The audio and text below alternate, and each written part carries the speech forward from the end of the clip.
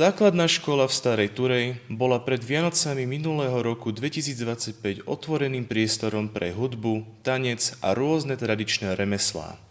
Piekli sa tu domáce vianočné oplátky, trubičky a miestni remeselníci tu prezentovali tradičné remeslá našich babičiek.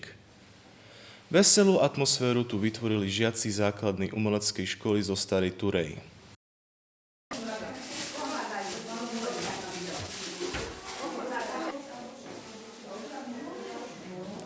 Krásne slovenské ľudové kroje zladili atmosféru jarmoku a tak hrala a spievala celá športová hala.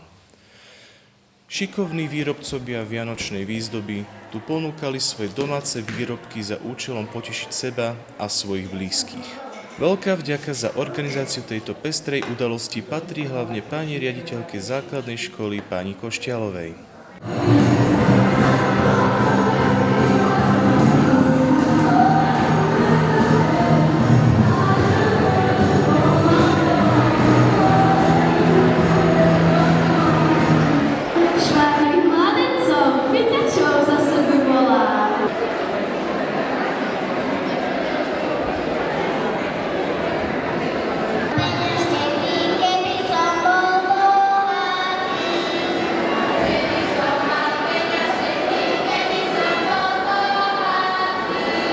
Spievajte detky koledy o tom, čo sa v skutku stalo, že sa dieťatko narodilo.